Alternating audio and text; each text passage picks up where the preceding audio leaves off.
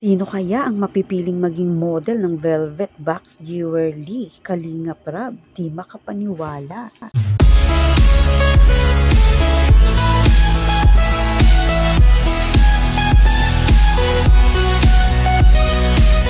Kalingap Rab, di makapaniwala, malaking oportunidad dumating sa kanila. Tara, alamin natin. Kamusta po mga kalingap? Muling nagbabalik ang inyong lingkod, mini vlog, naghahatid ng update tungkol sa mga kalingap.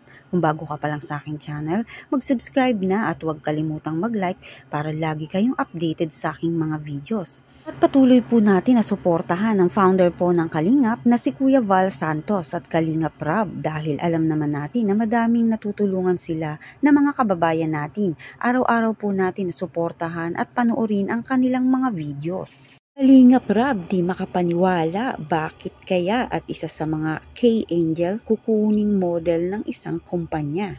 Bago po yan mga kalingap, si Kalingap Rab ay natutuwa nga dito kay Carla sa pagkakapasok nito sa Pinoy history. Tinanghal nga si Carla na most admired vlogger.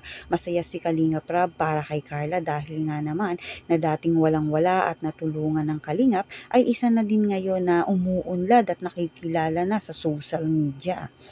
Dito naman tayo mga Kalingap Rab, di makapaniwala na sila ay isa na rin co-owner ng isang company ng Velvet Box Jewelry. Sobrang nga pong pasasalamat nito dahil big opportunity na naman ang dumating po at syempre bilang nag-announce nga po si Kalingap Rab ng isang nga din pong opportunity. Ito nga po sa mga Kalingap Angels ay kukuha nga po ng magiging model si Kalingap Rab para nga po sa Velvet Box Jewelry na kanila nga pong product.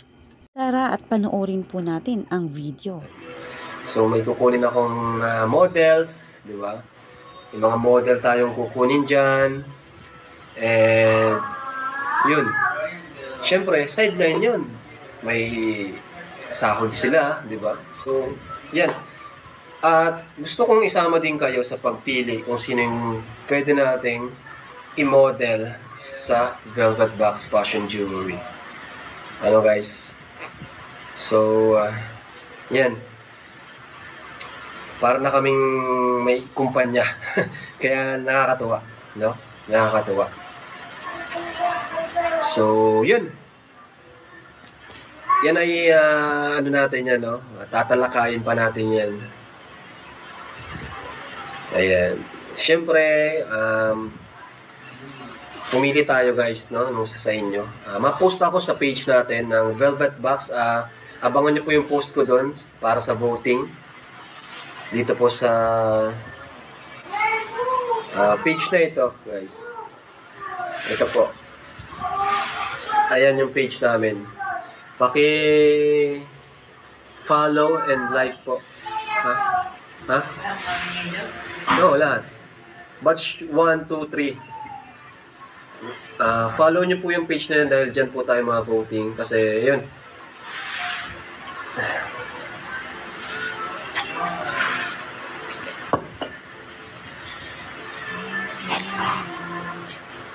And ayun, nagsasuggest na sila. And magkakaroon po tayo ng photoshoot. At ang pinaka maganda pa dito, nagpaplano na yung yan, yung boards sa Velvet Box Company na to na ilagay sa billboard. So yan po yung legit na billboard.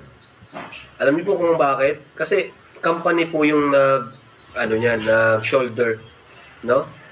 So, itong Velvet Box na to is company. So, ma-photoshoot po dyan and ilalagay sa billboard. Kaya, nakaka-excite po, no? Nakaka-excite. Sobrang thankful kami kasi napili kami ni Chuck na maging co-owner. Kasi dati, partnership lang yan. Ano lang kami ng product, ng items na exclusive sa amin. Then ngayon, ginawa